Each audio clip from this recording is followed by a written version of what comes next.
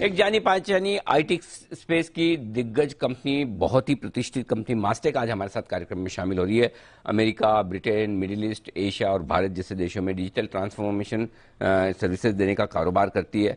80% से ज़्यादा कारोबार कंपनी का डिजिटल सॉल्यूशन से आता है और मास्टेक के पास 30 से ज़्यादा देशों में 1000 से ज़्यादा ओरेकल क्लाउड कस्टमर है। तो बहुत ही स्पेसिफिक बेहतरीन बिजनेस करने के लिए जानी मानी जाती है मास्टेक। आइए आज नतीजों पर बातचीत करने के लिए हमारे साथ कंपनी के ग्लोबल सीएफओ अरुण अग्रवाल साहब कार्यक्रम में शामिल हो रहे हैं, जो पेशे से चार्टर्ड अकाउंटेंट हैं, 19 साल से ज्यादा का गहरा अनुभव रखते हैं और इससे पहले कई सारी इंटरेस्टिंग और बड़ी कंपनियों में टॉप पोस्ट पर आप रह चुके हैं। फर्स्ट सोर्स, जी, विप्रो जैसी कंपनियों में आपका अनुभव रहा है। अग्रवाल साहब, बहुत बहुत धन्यवाद आपका समय देने के लिए।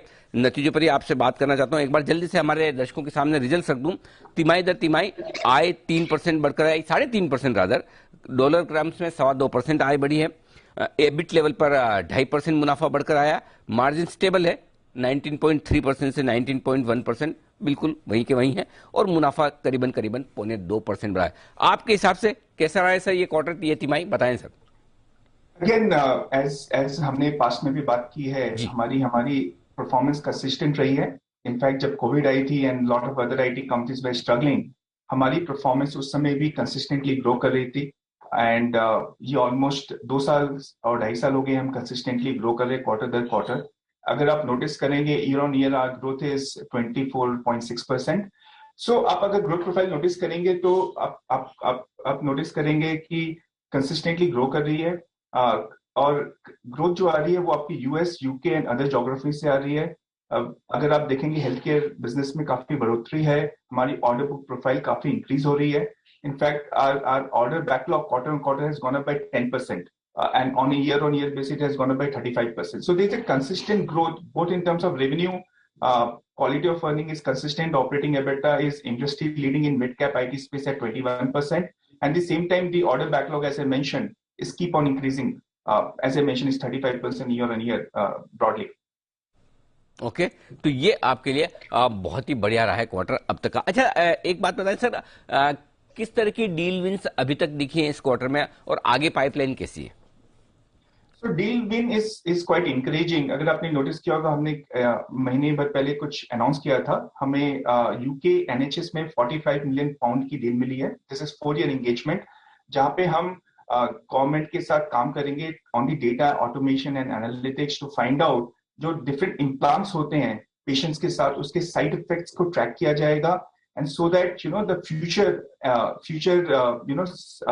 whenever you are doing surgery and other stuff is much better, is more driven by the data rather than going by a particular protocol. So the protocol will keep on revising depending upon the outcome and the study which we are going to drive. So your 45 million की engagement जो आप हमने announce की थी, one of the largest है। At least last 6 years I'm in the company and this is one of the largest deal which we have got. We believe there are more and more in the pipeline in the range of 20 million to 50 million. In UK particularly we should keep winning. In fact order book in the US market में भी काफी अच्छी थी।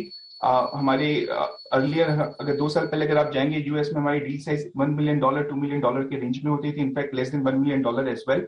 Now we are winning there in the range of $4 million to $8 million kind of deals. Our game is to keep upping it up to make it more $10 million kind of an engagement in the US market.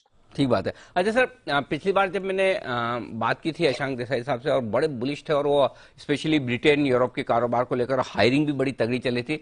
अभी बताएं sir, आपकी company में भी और आपके पूरे sector में भी बिजनेस का माहौल कैसा है? क्या बहुत तगड़ी हायरिंग चल रही है? क्या आप स्टाफ बेंच स्ट्रेंथ बहुत तेजी से बढ़ा रहे हैं? और यूरोप, ब्रिटेन को लेकर किस तरह का कारोबार है सर? So UK हमारी मेन बिजनेस है। 65% of our revenue come from UK and Europe.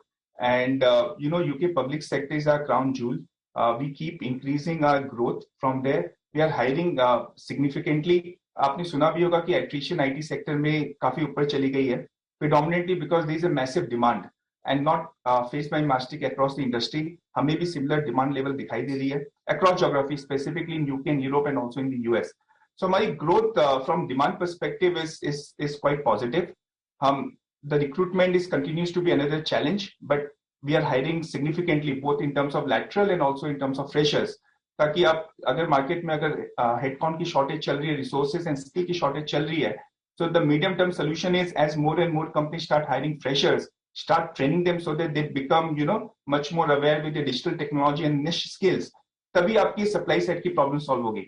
And hence we as a Mastek also are significantly hiring those freshers and training them and taking them up the ladder.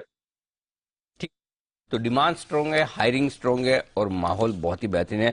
Agarwal साहब, बहुत बहुत धन्यवाद sir, आपने समय दिया और नतीजों पर और आगे के आउटलुक पर हमारे दर्शकों से बात की। थैंक यू सो मच और wish you all the best sir. Thank you, thanks a lot. बिल्कुल, तो ये थे मास्टेक के टॉप मैनेजमेंट ग्लोबल सीईओ बताते हुए कंपनी के आगे के प्लान्स के बारे में।